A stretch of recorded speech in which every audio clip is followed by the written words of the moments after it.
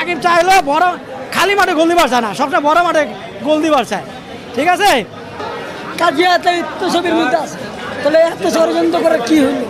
ছবি তো মানে জবাব ছাড়া একদম ফাটাফাটি, টুইস্টে ভরপুর ছবি। বাট আলহামদুলিল্লাহ ও যে নিয়ে আসছে, আমি তার জন্য ওকে থ্যাঙ্কস। আমি অনেক কিছুই মিস করতাম আসলে, আমার কাছে এটা অনেক ভালো লেগেছে।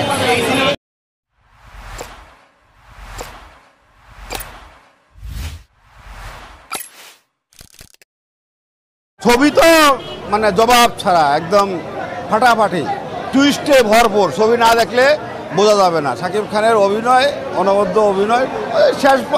শেষের দিকে তো সবাই উঠে আইসে পড়তেছে, যখন নায়িকারা মারে ফেলালো, ভাবছে যে ছবি শেষ, তারপরেও 10 মিনিট ছিল, এই জন্য সবাইকে দেখতে হবে। ষড়যন্ত্রটা করছে অনেক আমাদের ছবির মধ্যে আছে, কাজিয়াতে তো ছবির মধ্যে আছে, তাহলে এত ষড়যন্ত্র করে কি হলো? ওনারও তো আছে এই মুভির মধ্যে, আমরা তো দেখে তো হ্যাং হয়ে গেলাম না। কিরে কাজিয়া এই ছবির মধ্যে, কাজিয়াদের জায়গায় যদি অন্য কেউ নিত তাহলে ছবিটা আরো ঘুরতো। ছবিটাই না গেছে মানে সাকিব খান, সবসময় সাকিব খান যেবার নেয়, এবারও সাকিব খানটাই না গেছে। সাকিব খানের ভাই তুলনা হয় না ভাই, তার সাথে একটা মানুষের পিছনে এত ষড়যন্ত্র, এত ষড়যন্ত্র। আমি একটা জিনিস বলে দিই আপনারে, টিভি মিডিয়ায় ছবিটা যে আটকে দিছে, কোনো মিডিয়ার কোনো কে বলছে যে বরবাদকে আটকাও না, বরবাদটাকে চলো করে দাও, সুযোগ করে দাও, যেভাবে হোক না। এইখানে যারা যারা ছবি মুক্তি দিয়েছে তারা অনেক টাকা খাওয়াইয়া তারা চাইছে বরবাদকে আটকাই দিতে হবে, বরবাদ আটকাইলে আমরা ব্যবসা করুন। কিন্তু ভালো সিনেমার আটকায় কখনো ব্যবসা করা যায় না। ভালো সিনেমার আটকাইলে আমরা দর্শকরা বঞ্চিত হই ভালো সিনেমা থেকে। হ্যাঁ, একসাথে সাকিবের সাথে ফিল্ডে আসুক, সাকিব চাইলে বড় খালি মাঠে গোল দিবার চায় না, সবসময় বড় মাঠে গোল দিবার চায়। ঠিক আছে, আর এই সেন্সর বোর্ডকে নিয়ে বলবার চাই যে যারা যারা খারাপ সিনেমা আগে মুক্তি দিছে, অশ্লীল সিন করছে, তাদের ছবি আপনার সেন্সর বোর্ড কেমন দিচ্ছেন, সার্টিফিকেট দিচ্ছেন, আজকে বরবাদ ছবি আটকে দিচ্ছেন।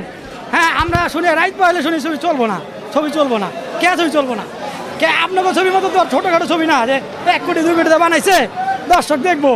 এই ছবি হলো 20 কোটি টাকা ছবি বাজেট, ছবিতে যেই ব্যয়বহুল খরচ করছে ধারণা করে ধরবেন না কয় টাকা খরচ করছে। আসলে সত্যি বলতে আমিও আসতে চাইনি, আমার হাজব্যান্ড নিয়ে আসছে জোর করে, কারণ ঈদের দিন বাসায় অনেক কাজকর্ম হ্যান তেন, তারপরে বলেছে যে না সে দেখি। বাট আলহামদুলিল্লাহ ও যে নিয়ে আসছে, আমি তার জন্য ওকে থ্যাঙ্কস। আমি অনেক কিছুই মিস করতাম আসলে, আমার কাছে এটা অনেক ভালো লেগেছে।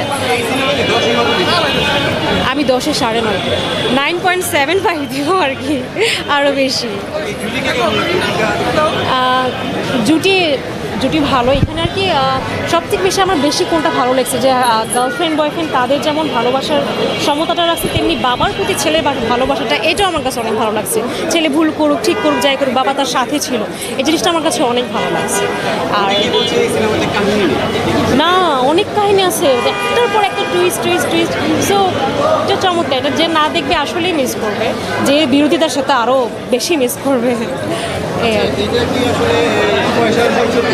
অবশ্যই পয়সা ওষুধ, মানে না আর কিছু বলার নাই, আরো বেশি পয়সা ওষুধ। চমৎকার মুভিটা।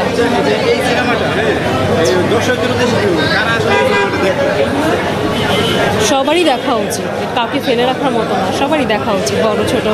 এটা এমন কিছু না খুব একটা অ্যাডাল্ট মুভি যে ছোটরা দেখলে খুব কিছু হয়ে যাবে, না, সবারই দেখা উচিত। পয়সা উসুলের কথা বলছিলেন, আসলে টিকিটের দাম যদি কমানো হয়, মূল্যটা যদি কমানো হয়, তাহলে কি দর্শক আরো হলে বাড়বে কিনা, আপনি এটা কি মনে করেন? এবার আপনারা জানেন কিনা, এবার কিন্তু টিকিটের মূল্য একটু বেশি রেখেছে গত লাস্ট বারের মতো, কিন্তু তারপরও হল পুরো ফুল ছিল। হ্যাঁ, তো মনে হয় না যে টিকিটের দামের উপর এটা কোনো ডিপেন্ড করবে, এটা হচ্ছে কাহিনীর উপর, মুভির ওপর। সবাই দাম কম বেশি হোক, মানুষ অবশ্যই আসবে। সবাই তো বলবো না, যাদের সামর্থ্য আছে তারা অবশ্যই দেখবে। হ্যাঁ, তবে হ্যাঁ দেখার মতনই, আসলে এটা না ফেলার মতো না। তবে টিকিটের দাম এত বেশি হলে জীবনও, অন্তত আমি তো দেখবো, এটাই আমি বলছি। কিন্তু আয়ত্তের মধ্যে থাকতে হবে, সবাই তো দেখতে চায়, তো সেক্ষেত্রে টিকিটের দাম কমানো মনে করেন কিনা? হ্যাঁ, কমানো মনে করি, কিন্তু একদম মিডলে রাখা, তা বলে এত উচ্চতা এত নিম্নতা। হ্যাঁ, এটা মিডলের মধ্যে মানে ছোট থেকে বড় সবাই আসতে পারে, সব মধ্যবিত্ত উচ্চবিত্ত সবাই।